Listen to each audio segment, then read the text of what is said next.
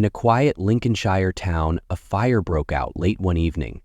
The flames consumed not just a workshop, but the life of a man known for his dedication and kindness. As investigators searched for answers, they discovered something no one was prepared for: a hidden story of betrayal that would leave an entire community stunned. What happens when trust is shattered within the walls of your own home? Tonight, we examine a case where the truth was buried under layers of lies, only to be exposed by a tragic event. David Twigg was a well-known figure in the small town of Burleigh Marsh. As a skilled carpenter, he had spent years building a reputation not just for his craft, but for his unwavering kindness and commitment to his community. Those who knew him described him as reliable, hardworking, and fiercely loyal to those he cared about. On March 13, 2011, everything changed. A fire broke out in the workshop behind David's home, and by the time emergency responders arrived, it was too late. David's lifeless body was found among the ashes, and the town was left in shock. Julie Dixon, David's fiancée, appeared distraught as she recounted a chilling tale to the authorities. According to her, 2 masked intruders had broken into the property, attacked David, and deliberately set the fire to cover their tracks.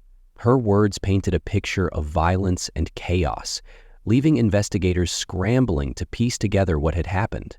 But even in the early stages of the investigation, something about Julie's story didn't sit right. Details seemed inconsistent, timelines didn't quite align, and evidence from the scene began raising more questions than answers.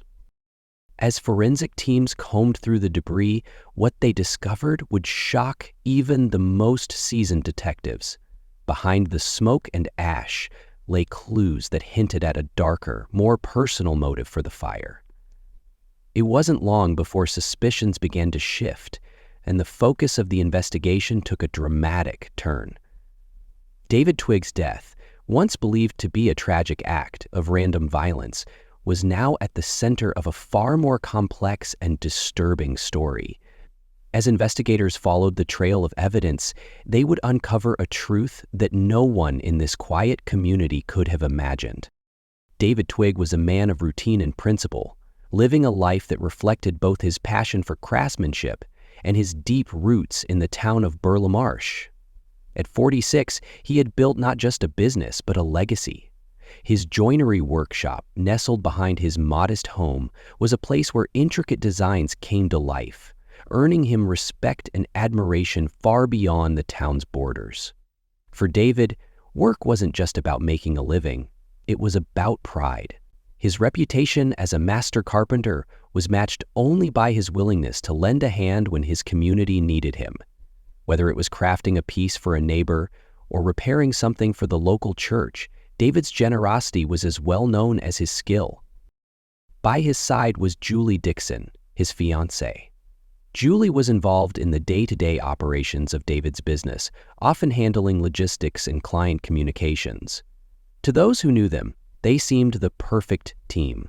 Julie, soft-spoken and attentive, was seen as David's anchor, a supportive partner who complemented his hard-working nature. Friends described her as caring and dependable, someone who appeared deeply invested in both David and their shared future. March 13, 2011, started like any other day. The workshop hummed with the usual activity, and David's plans for the evening were nothing out of the ordinary. Yet by nightfall, the tranquility of Burleigh Marsh was shattered. Around 7:30 p.m., flames erupted from David's workshop, consuming the building with a ferocity that left witnesses horrified. Neighbors alerted emergency services, but by the time firefighters subdued the blaze, it was too late. Inside the charred remains of the workshop, investigators found David's body. Early reports suggested he had succumbed to smoke inhalation, a tragic end to what initially appeared to be an accidental fire. But even in those first hours, there were whispers of unease. Something about the scene didn't add up. Julie Dixon, visibly shaken, recounted her version of events to authorities. According to her, masked intruders had broken into the property, attacked David, and deliberately set the fire. She described hearing noises, the panic that followed, and the terrifying sight of the flames engulfing the workshop. Her account was vivid and emotional, portraying her as a victim of a horrifying home invasion. Yet as investigators began piecing together the night's events, they noticed discrepancies. Details in Julie's story shifted under scrutiny. Her timelines didn't align with forensic evidence, and eyewitness accounts seemed to contradict parts of her narrative. These inconsistencies cast a shadow over her testimony, raising the question, was Julie withholding something? Meanwhile, forensic teams meticulously combed through the wreckage. They found traces of accelerants, suggesting the fire had been deliberately set. This discovery changed the course of the investigation entirely. What initially seemed like a tragic accident was now being treated as a potential crime scene. As the hours turned into days, the town of Burla Marsh waited anxiously for answers. David Twigg, the man who had built so much for others, had lost everything in a single night. And behind the veil of grief and shock, questions lingered. Who would do this to David and why? The investigation was only just beginning, but one thing was clear. This fire was no accident. It was the start of a story that would expose a hidden side to those closest to David, a side no one in the town could have imagined. As investigators dug deeper into the events surrounding David Twigg's tragic death, they were met with a series of puzzling details that only deepened the mystery. At the center of it all was Julie Dixon, the grieving fiancée who insisted that masked intruders were responsible for the attack and the devastating fire. Julie described the night with vivid emotion. She claimed she had been inside the house when she heard commotion coming from the workshop. And by the time she realized something was wrong, it was too late. According to her account, 2 masked men had forced their way in, assaulted David, and then set the workshop ablaze before disappearing into the night. Her fear and confusion were palpable during police interviews, painting her as a witness to a senseless act of violence. But as detectives examined the scene and pieced together her story, cracks began to emerge. Details that Julie provided didn't align with the evidence found at the workshop. Her description of the intruders was vague, and there was no sign of a forced entry anywhere on the property. Investigators couldn't ignore the growing inconsistencies. The first major breakthrough came from surveillance footage. CCTV cameras from a nearby petrol station captured Julie purchasing petrol the day before the fire. At first, it seemed innocuous. After all, buying petrol was hardly unusual. But when paired with other evidence, this seemingly mundane act took on a sinister significance. Forensic teams found traces of accelerants in the rubble of the workshop, confirming that the fire had been deliberately set. This revelation added weight to the suspicion that Julie's version of events wasn't entirely truthful. If intruders were to blame, why would Julie have purchased petrol just hours before the fire? As detectives continued their investigation, they uncovered yet another damning piece of evidence. Julie's computer revealed a series of troubling search histories. Phrases like "how to start a fire" and "flammable materials" pointed to a premeditated plan. These discoveries forced investigators to confront a chilling possibility. Julie Dixon might not be the victim she claimed to be. But the most shocking revelation came from those closest to Julie. While friends and family rallied around her in the days following the tragedy, none were aware of the secrets she was hiding. Evidence suggested that Julie was involved in an extramarital affair, a relationship that David knew nothing about. This discovery cast an entirely new light on her actions and motives. For David's family and friends, the idea that Julie could be involved in his death was almost too much to bear. How could someone so close to him, someone he had trusted and planned a future with, be capable of such betrayal? As the pieces of the puzzle began to fit together, the picture they formed was devastating. What initially appeared to be a random act of violence was now looking like a calculated plan, one that involved betrayal, deceit, and the ultimate act of destruction. Julie Dixon's account, which had once been seen as a harrowing tale of survival, was now under intense scrutiny. Every word, every gesture, and every action was re-examined in the harsh light of evidence. Investigators were no longer asking if Julie was involved. They were now trying to understand why. The rising tension gripped the town of Burlemarsh. People who had once sympathized with Julie began to question her role in the tragedy. The more the investigation revealed, the harder it became to reconcile the image of the supportive fiancé with the mounting evidence against her.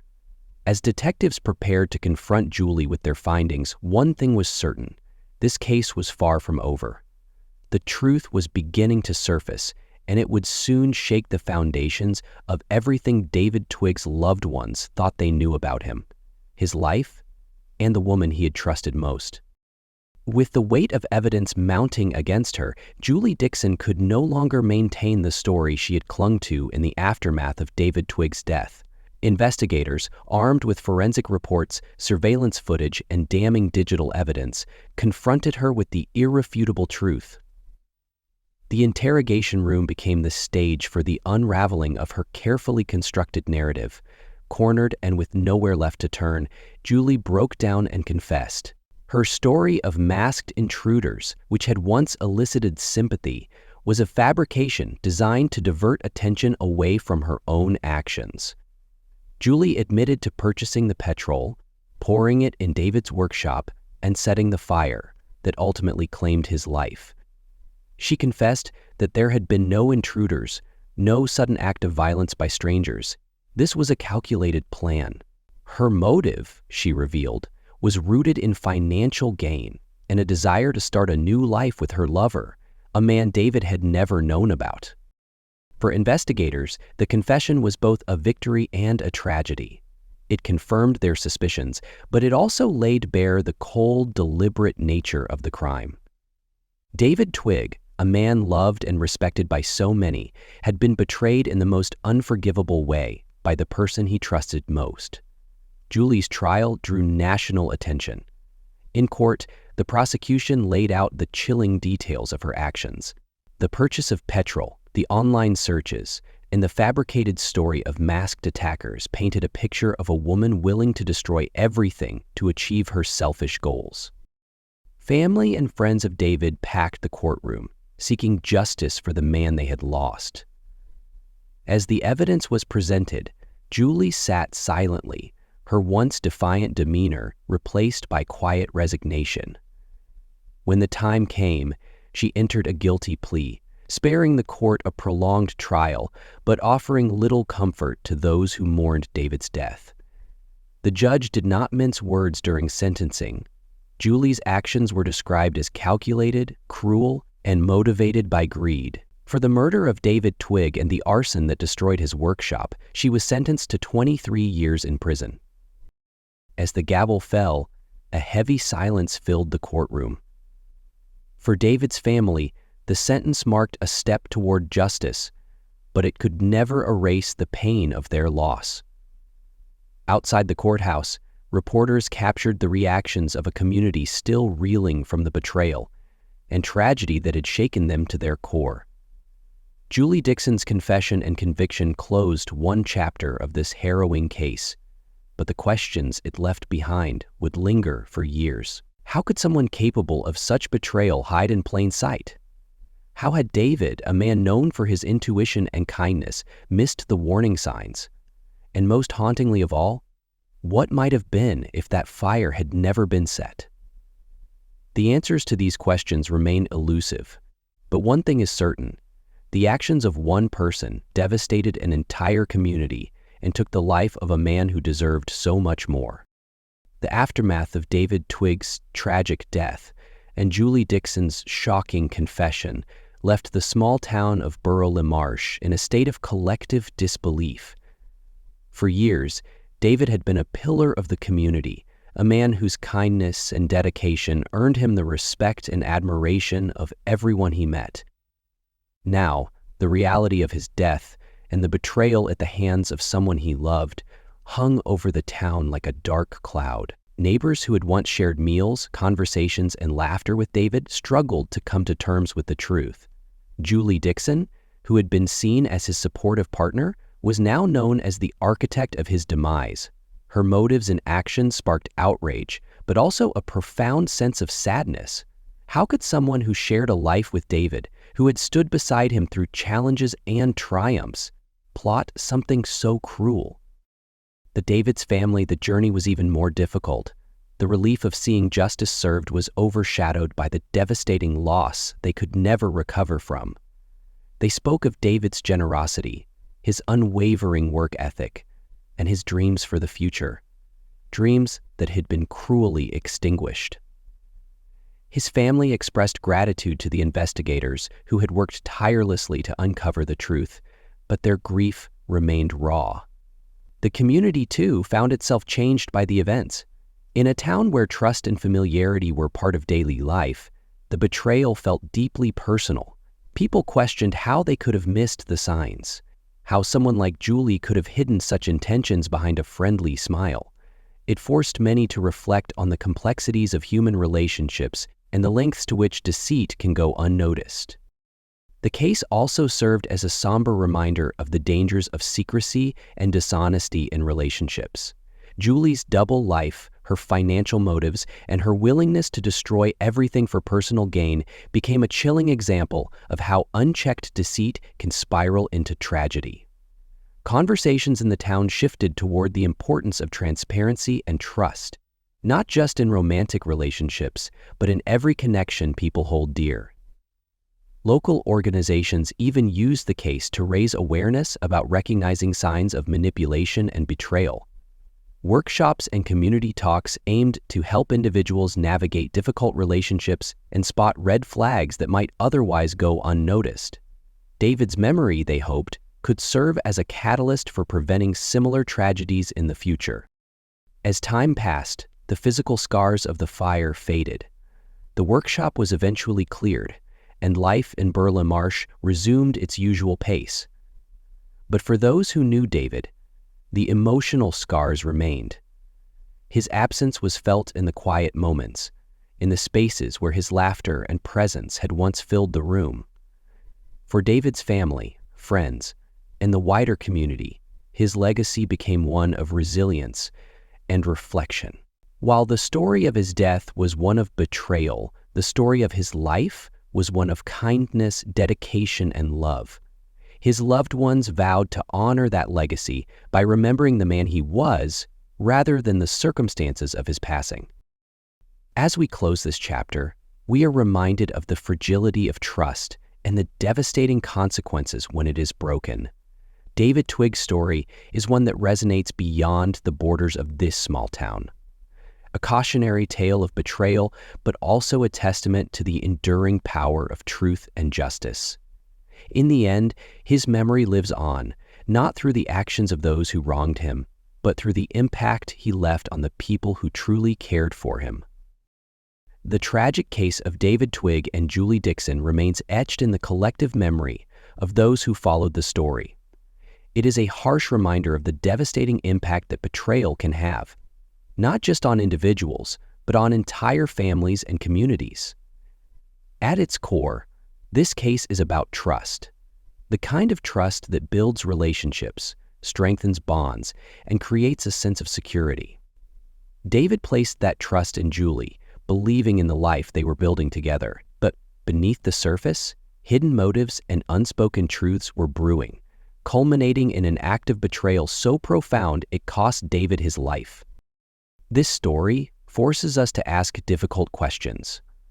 How well do we truly know the people closest to us? What signs might we be missing in the relationships we consider unshakable? And, perhaps most importantly, how can we prevent deception from spiraling into irreversible consequences? For David, the betrayal was fatal, but for many, similar situations exist on a smaller, yet still damaging scale. Whether in personal relationships, business partnerships, or friendships, the importance of honesty and transparency cannot be overstated. This case is a chilling example of how unchecked deceit can destroy lives, leaving devastation in its wake. As you reflect on this story, consider its lessons. Pay attention to the dynamics in your relationships. Listen to your instincts. And never underestimate the power of open communication to prevent the kind of tragedy that unfolded in Burla Marsh. What do you think about this case? Have you experienced or heard of similar stories of betrayal and its aftermath? Share your thoughts and reflections in the comments below. We'd love to hear your perspectives on this heartbreaking yet eye-opening case. If you found this story compelling, we invite you to subscribe to our channel for more true story documentaries. Here, we uncover the hidden truths behind some of the most fascinating and shocking real-life cases. And don't forget to hit the notification bell so you never miss an episode. As we close the chapter on David Twigg's story, let us honor his memory by learning from his tragedy. May his story serve as a reminder of the importance of trust, the danger of betrayal, and the enduring need for justice in the face of unthinkable acts.